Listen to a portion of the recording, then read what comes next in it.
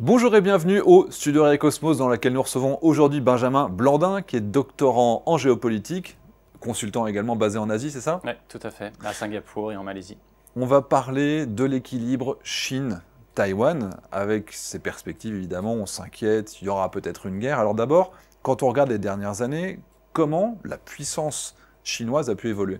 Alors, ce qui est très intéressant, c'est que la Chine, qui pendant longtemps s'est basée sur des systèmes d'armes russes, en fait, a beaucoup innové ces dernières années, que ce soit pour les véhicules blindés, les avions de chasse, on a pu le voir avec le J-10, le J-20, les systèmes de missiles notamment, les systèmes balistiques, les armes nucléaires et aussi les sous-marins qui sont aujourd'hui de bonne qualité. Enfin, en tout cas, ils ont longtemps eu ce problème de silence, mais aujourd'hui, voilà, ils sont de plus en plus efficaces. Ça commence à s'améliorer. Alors, en mettant de côté le côté nucléaire, parce qu'évidemment, bon, s'ils rasent Taïwan, ils peuvent gagner la guerre, Ouais. effectivement. On est de quel ordre de célérité en termes de montée en puissance? Est-ce que leur échéance, c'est ils vont plafonner, je sais pas, en 2025, ou est-ce qu'on a vraiment des perspectives au-delà de 2030 pour continuer à monter en valeur, puisque face à eux, il y a certes Taïwan, mais il y a aussi tous leurs alliés. Tout à fait. Eh bien aujourd'hui, la stratégie de la Chine va jusqu'en 2050, au moins à l'instant T. Et aujourd'hui, ce qu'on voit, c'est que la Chine est vraiment sur une phase où on est passé d'une armée quantitative à une armée qualitative. C'est-à-dire qu'aujourd'hui, on a environ 2 millions de soldats dans l'armée chinoise. Si on prend la police armée du peuple en compte, c'est comme 700 000 personnes. Cette phase qualitative va aussi dans le matériel. Et ce qu'on voit, c'est que ces dernières années, le focus a été mis quand même beaucoup sur la marine, avec le développement d'une marine de haute mer, une Blue Water Navy, comme on dit dans le jargon, avec 400 navires, mais vous avez aussi une garde-côte qui est très puissante, avec 150 navires à peu près, et bien sûr la milice maritime. Et on voit ce focus qui est fait sur la dimension navale. Mais alors, c'est parce qu'il y a quand même une exigence, de gagner la bataille navale pour pouvoir ensuite commencer un débarquement. Donc, première question, est-ce qu'ils ont aujourd'hui, ou à quelle échéance, est-ce qu'on peut estimer qu'ils auraient une capacité à gagner la bataille navale? Alors c'est une très bonne question. Aujourd'hui, les 400 navires, c'est majoritairement des navires de combat. On va avoir des corvettes, des frégates, des destroyers. On a maintenant trois porte-avions, dont un qui est en cours de finalisation. Là où le bas blesse, c'est quand même sur la partie débarquement. Ça, c'est un vrai problème. D'ailleurs, un autre problème, c'est qu'à trop construire de navires, la Chine se retrouve face à deux problèmes dont on parle peu. Le premier, c'est qu'il manque de pontons, tout simplement, pour mettre tous ces navires. Le deuxième problème, c'est les équipages, parce que c'est très bien d'avoir 400 navires, mais si on n'a pas les équipages qui vont avec, voilà, c'est pas forcément très utile. Donc aujourd'hui, on a des navires, on en a 400, certes, mais tous n'ont pas un équipage complet, comme la France peut l'avoir. Nous, on a même un double équipage, d'ailleurs, sur nos frêmes. Oui. Ce n'est pas du tout le cas de la marine chinoise. Et comme on le sait, il y a la règle des 4, c'est-à-dire que pour 4 navires, il y en a un qui est en réparation, un qui est à l'entraînement, un qui est en préparation opérationnelle, pour que le quatrième soit, lui, déployé en permanence. Donc voilà, on a aujourd'hui 400 navires, mais seulement 100 sont véritablement utilisables. Et sur la dimension débarquement, le bas blesse. Je crois qu'on est à peu près sur une douzaine d'équivalents PHA dans la marine chinoise. Mais voilà, c'est tout à fait insuffisant aujourd'hui pour envisager une opération d'ampleur telle que l'invasion de Taïwan. Et ça veut dire que, je sais pas, par 24 heures, ça veut dire qu'ils peuvent déployer combien de personnes? On a un ordre de grandeur? Alors, au total, ils ont 40 000 troupes de marine. Sur les 2 millions de soldats, on a 40 000 spécialisés pour les opérations amphibies. Aujourd'hui, ils peuvent déployer à peu près 5 000 personnes par rotation. Mais il faut savoir que les 180 km qui séparent la Chine continentale de Taïwan, ça prend à peu près une douzaine d'heures. C'est-à-dire que pour faire une rotation complète, c'est 12 heures pour débarquer, puis 24 heures de plus pour la vague suivante.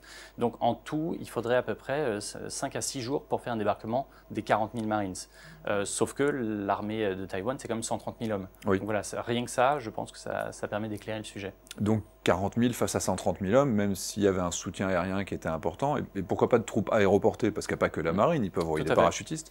Donc, alors, il y a des forces dites aéroportées qui en réalité sont plutôt héliportées. Mais le problème, c'est que les 180 km à traverser, vous en doutez bien, on va avoir des roquettes, des missiles, des canons antiaériens, des manpads. Donc voilà, sans vouloir préjuger de la qualité des forces aéroportées chinoises, je pense que ça ne suffirait pas forcément à faire la bascule.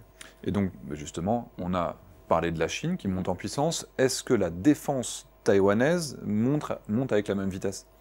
À la même vitesse, je ne pense pas. Ils font beaucoup d'efforts. Ils commandent. Là, on a encore vu des packages d'aide militaire américaine qui ont été annoncés ces dernières semaines, ces derniers mois. Le problème de ces fameux packages, c'est qu'ils arrivent toujours en retard. Et là, aujourd'hui, on a un nombre très important de commandes qui ont été passées, partiellement financées, mais toujours pas honorées. Et il y a une sorte d'accélération qui est en train d'être mise par la présidence Biden, mais on n'y est pas encore. Par contre, ce qui est sûr, c'est qu'au niveau indigène, la BITD taïwanaise est vraiment très active pour développer des missiles, pour moderniser les F-16, pour produire des navires, des drones aussi. Et quand on parle, alors base industrielle et technologique de défense, c'est-à-dire que localement, ils innovent et ils produisent aussi. On connaît la capacité industrielle de Taïwan, mais ça veut dire, est-ce qu'ils sont dans du très très haute qualité? Est-ce qu'ils visent vraiment le haut du panier? Ou alors, est-ce que c'est un petit peu façon russe, j'ai envie de dire, avec beaucoup de masse, mais finalement pas la qualité qui va avec? Ça serait plutôt entre les deux. Ils ne peuvent pas se permettre d'avoir de l'armement qui soit trop cher et qui soit produit en trop petite quantité. Ils n'ont pas non plus l'infrastructure pour faire de la production de masse, donc ils sont un petit peu entre les deux. Il y a une belle part d'innovation quand même, notamment sur ce qu'on évoquait tout à l'heure, les drones, les missiles, la cyberguérilla, comment gagner la guerre avant la guerre, si on reprend la phrase française, mais aussi comment développer leur propre capacité de résistance et de contre-attaque le cas échéant. Et est-ce qu'eux aussi, ils ont des moyens de dissuasion parce qu'ils n'ont pas la bombe atomique, notamment parce que leur programme a été arrêté sur demande des Américains, mais est-ce qu'ils ont aussi des moyens de faire craindre à la Chine des rétorsions importantes, y compris sur leur territoire? Tout à fait. Alors, l'une d'entre elles est passive, c'est-à-dire en cas d'invasion, il y a de gros risques qu'ils fassent sauter tout simplement les usines de micro-composants. Donc, c'est-à-dire une victoire à la Pyrrhus où vous gagnez, mais finalement, l'une des choses que vous vouliez vous saisir n'existe plus. La deuxième, c'est un missile qui est en cours de développement. Alors, je ne connais pas la nomenclature exacte, mais il s'agirait d'un missile balistique dont l'objectif serait de cibler le barrage des Trois Gorges pour ravager tout le delta de la rivière des Perles, donc Guangzhou, Hong Kong, Shenzhen. Et c'est un missile balistique ou alors ils sont aussi sur de l'hypersonique? Je crois qu'il est hypersonique. Je ne pourrais pas le garantir, mais en tout cas, pour affranchir en fait les défenses, la DCA chinoise, ça me paraît logique. En tout cas, il y a un développement d'un missile hypersonique local, mais dans ce cadre bien de rentrer trop dans le détail. Bien sûr, parce que les Chinois, eux, de leur côté, ils ont par exemple le DF-17, qui est un missile hypersonique, c'est plutôt un planeur hypersonique, qui a une portée limitée, mais finalement, 200 km, ça suffit pour traverser le détroit. Mais encore une fois, cette perspective sur le long terme de la défense, même si elle ne croît pas aussi vite que l'offensive, c'est-à-dire que les Chinois, même s'ils croient très vite, le taux de perte qu'ils pourraient attendre dans une traversée du détroit est tellement important qu'ils n'ont pas besoin d'augmenter à la même vitesse. Mais en fait, si on regarde toujours traditionnellement, il y a quand même un avantage à la défense. Donc même si Taïwan ne monte pas en puissance aussi rapidement que la Chine, est-ce qu'on peut considérer que l'attaque potentielle chinoise sur Taïwan reste difficile à horizon, je ne sais pas, 2045? Est-ce qu'on peut imaginer qu'ils réussissent? Alors, de nombreux systèmes de défense sont en cours de développement en Chine, ça on est parfaitement au courant là-dessus, et notamment les armes hypersoniques, les armes hypervéloces. Et d'ailleurs, la Chine semble faire de feu de tout bois, puisque pendant longtemps, par exemple, si on se rappelle des batailles de Kinmen, la Chine avait massivement employé l'artillerie, encore en 1949 pendant la bataille proprement dite, mais ensuite plus tard. Aujourd'hui, la Chine a mis le paquet sur les roquettes, sur les missiles, sur les drones. D'ailleurs, ils sont en train de ressusciter leurs vieux avions des années 50-60 sous une forme dronisée, qui pourrait servir de missiles low cost. Et en fait, comme ils en ont, je crois, 2 à 3 000 en réserve, bon, bah voilà, il y a de la réserve. De la masse. Mais on peut bien sûr imaginer qu'une offensive chinoise aurait au préalable des attaques cyber de masse, des attaques de missiles et des attaques ciblées massives, un déploiement lui aussi massif de la marine pour tenter autant que se peut de faire un blocus hermétique de l'île. Mais là, on aurait une difficulté complémentaire qui serait que faire du trafic civil. Parce que ça, c'est une vraie problématique. Comment lancer une opération d'ampleur qui pourrait prendre à minima plusieurs semaines, peut-être plusieurs mois, avec un succès qui, lui, n'est pas du tout garanti. Et comment faire ces opérations avec un trafic maritime et aérien qui est vraiment très intense. C'est-à-dire que le Fujian, la région qui est entre le Fujian d'un côté et Taïwan de l'autre, c'est un hub entre guillemets virtuel au-dessus duquel passent des centaines et des centaines d'avions tous les jours.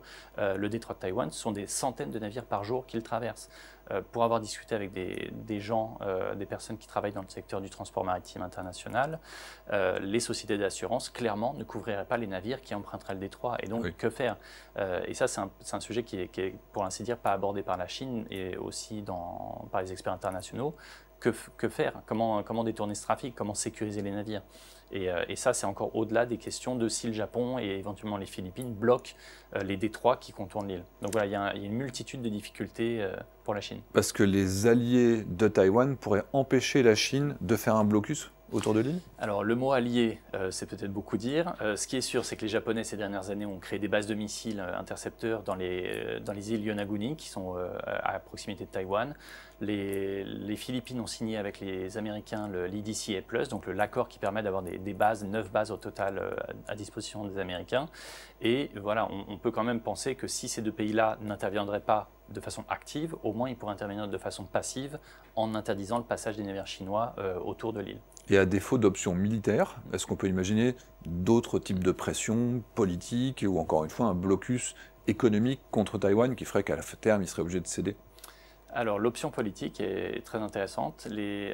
Il s'avère qu'il y a eu plusieurs phases dans les relations entre la Chine et Taïwan. Alors, on a eu l'option agressive dans les années 40-50 avec la tentative d'invasion de Kinmen, la prise de Hainan, etc. Aujourd'hui, il y a eu une tentative politique, ce qu'on appelait la Sunshine Policy, où à la fin des années 80, ou dans les années 80, 90, début 2000, il y a eu cette ouverture des relations entre les deux pays, les retrouvailles des familles, les voyages, les investissements de Taïwan sur le continent. Et d'ailleurs, une bonne part de la modernisation de la Chine est due à Taïwan, à Hong Kong, à Singapour aussi.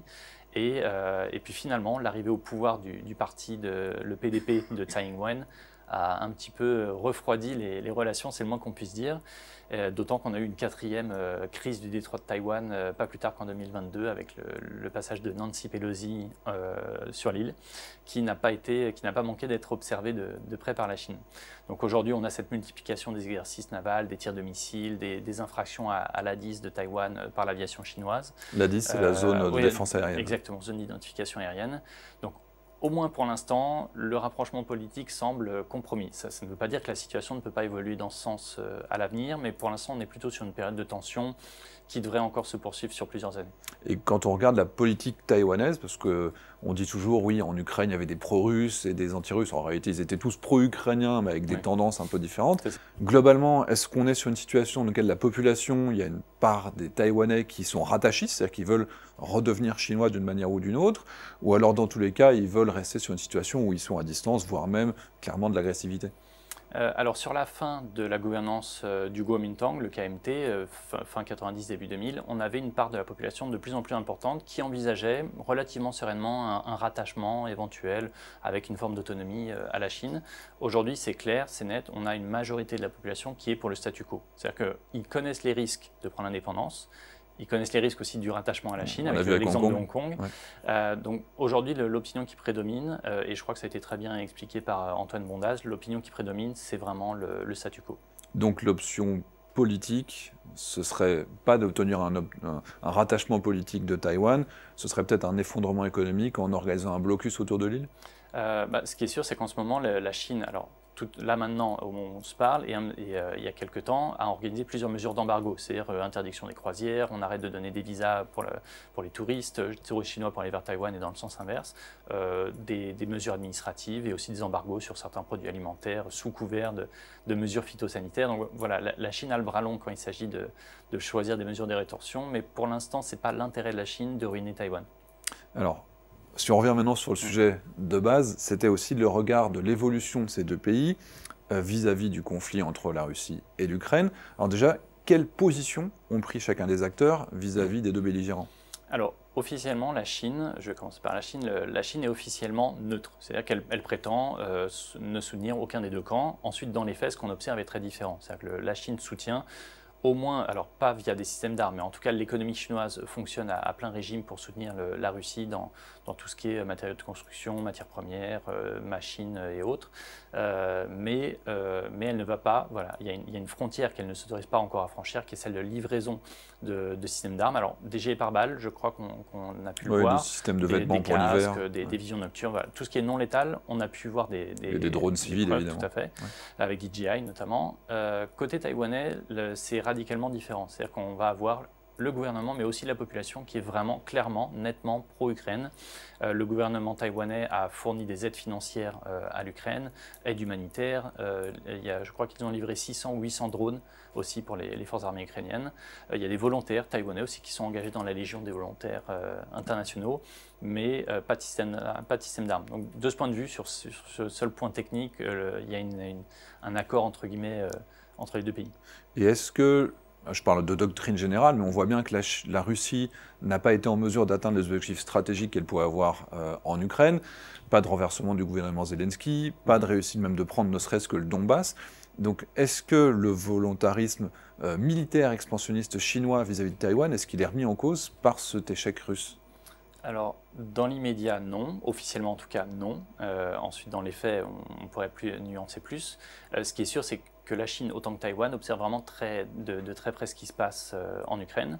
Et je pense que les forces armées chinoises, notamment, ont un peu de soucis à se faire quand ils observent les performances des matériels russes, parce que finalement, l'armée chinoise aujourd'hui, c'est soit des matériels russes, livrés par la Russie, soit des matériels russes fabriqués sous licence en Chine, ou alors des matériels chinois, mais qui sont des évolutions de systèmes russes. Oui. Et aujourd'hui, le moins qu'on puisse dire, c'est qu'ils n'ont pas fait la démonstration de leur supériorité sur le terrain, que ce soit les chars, les avions, les hélicoptères.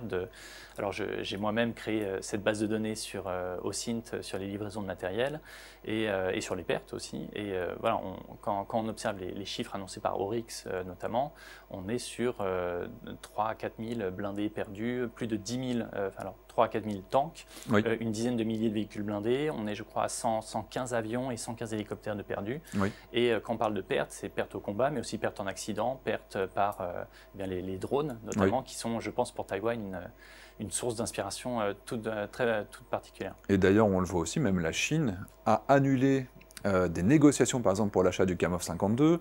L'Inde et les Philippines ont annulé des contrats de Kamov qui avaient déjà été passés avec la Russie parce qu'il y a des mauvais retours d'expérience sur le terrain. Et on voit d'ailleurs le dernier salon de l'armement russe qui vient de se tenir, ils ont divisé par 3 leurs ventes par rapport à ce qui se passait avant. Donc il y a quand même un problème global de qualité. Il y a des annulations de ventes pour des motifs politiques, du soutien à l'Ukraine, etc. Il y a des annulations de ventes sur la base des performances, mais il y a aussi des annulations de ventes sur le fait que l'industrie de défense russe va être monopolisée pendant probablement les 10 à 15 prochaines années pour rattraper toutes les pertes. Il y a des pays comme le Vietnam, pour qui ça a été vraiment, ça a ouvert les yeux, dans le sens où le Vietnam dépensait, je crois, 80-90% de tous ces systèmes d'armes étaient d'origine russe. Et bien aujourd'hui, le Vietnam est en train d'élargir le spectre de ses fournisseurs à la Bulgarie, à Israël, enfin voilà, à un certain nombre d'autres pays.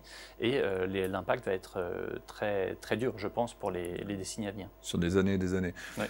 Et alors, pour Taïwan, eux, de quelle manière est-ce qu'ils s'inspirent justement de ce conflit? On pense notamment à la technoguérilla que les Ukrainiens ont imposée à la Russie, y compris dans le domaine naval, qui est quand même ce qui s'impose en premier pour Taïwan. Comment est-ce qu'eux, ils perçoivent cette évolution et quel retour d'expérience, qu'est-ce qu'ils font? Alors, je pense que pour Taïwan, ce qui a été le plus impressionnant, ça a été de constater que finalement, avec un peu d'ingéniosité et de détermination, on pouvait faire quand même des miracles. Et donc là, ils ont pu se rendre compte au niveau des forces spéciales, des drones, de certains systèmes d'armes innovants, lance-roquettes anti-chars, anti-aériens, qu'il y avait vraiment un coup à jouer et que ce n'est pas parce qu'ils ont une armée de 130 000 hommes, dont une bonne part de conscrits, qu'il faut forcément se voir perdus d'avance. Donc là, on a vu déjà ces dernières années comme de beaux exemples d'innovation dans ce domaine. Et d'ailleurs, on observe que les bases militaires de Taïwan, il y en a très peu en réalité qui sont sur la face occidentale. La plupart sont derrière la chaîne de montagne qui est à l'est de l'île, ce qui fait que voilà, déjà on utilise le relief, c'est la première des choses, et ensuite voilà, on essaye de compenser l'infériorité numérique par une supériorité qualitative et en termes de doctrine.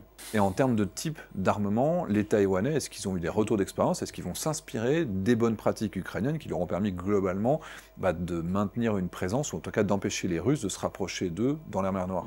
Alors tout à fait, il y a une véritable inspiration du TB2 turc notamment, où on va avoir ce drone qui a des mini-missiles, des mini-bombes et qui va pouvoir de façon très agile intervenir de jour ou de nuit. On va avoir aussi des drones navals, un petit peu à l'image de ce que l'Ukraine vient de fabriquer. Donc ça a la taille en fait d'une sorte de canot à moteur et ça peut transporter jusqu'à 100, 150, 200 kg d'explosifs. Et comme on a pu le voir en mer Noire, ça peut permettre à lui seul de couler un destroyer ou même un navire amiral. Et donc aujourd'hui, on a l'exemple en Ukraine de Crimée. du seul pays qui a réussi à couler le navire amiral de la puissance adverse tout en n'ayant plus de marine sur lui-même. Oui, c'est assez costaud de perdre des bateaux contre un pays qui n'a plus de marine. Voilà, et puis il y a aussi des missiles low cost et un ensemble de solutions design to cost.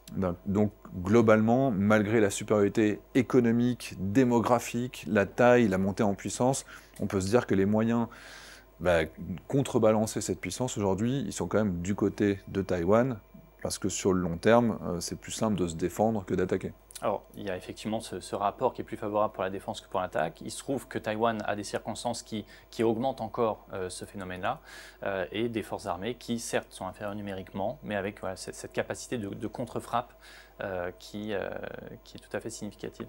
Ouais, et puis il n'y aura pas de demi-victoire, parce que la Russie, on peut certes dire qu'elle n'a pas réussi à atteindre ses objectifs, mais elle a quand même pris une bande de territoire. Là, sur Taïwan, c'est tout ou rien.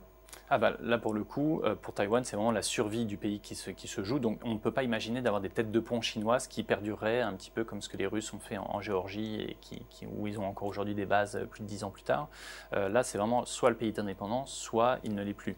Et les États-Unis ont clairement et fermement indiqué qu'ils viendraient à l'aide de Taïwan. Donc, on observe d'ailleurs en ce moment un phénomène intéressant avec le LDCA+, avec cette ouverture de 9 bases philippines aux forces armées américaines, mais on a la réouverture de bases à Manao, en Papouasie-Nouvelle-Guinée, on a la base de Guam.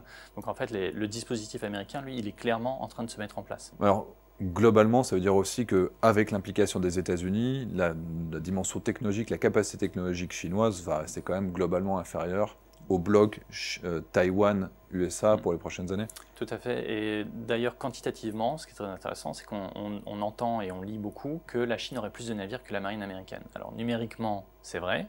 On a 400 navires contre 300 et quelques côté américain. Seulement, si on met tonnage contre tonnage, la flotte américaine est toujours le double de la flotte chinoise, malgré une production de masse depuis 20 à 30 ans. Donc voilà, il y a encore un gap particulier à franchir. Et ensuite, il y a des capacités qui manquent encore à la Chine. Le ravitaillement à la mer est insuffisant, le ravitaillement aérien de même. Et puis, comme on l'a vu, les capacités de débarquement amphibie ou aérienne pêchent encore significativement. Donc voilà, il reste encore un certain nombre d'étapes à franchir pour la Chine avant d'atteindre la parité. Je ne vais même pas parler, moi, des bombardiers stratégiques et des avions de chasse. On sait, les Américains avec le NGAD vont certainement garder une certaine avance dans la zone. Benjamin, merci beaucoup. Eh bien, merci Xavier de m'avoir invité. On va mettre tous les liens en commentaire de cette vidéo, notamment ton compte Twitter, la base de données et tout le reste. Comme ça, on pourra suivre. Merci. On espère que ça vous a plu et on vous dit à très bientôt au studio Air et Cosmos.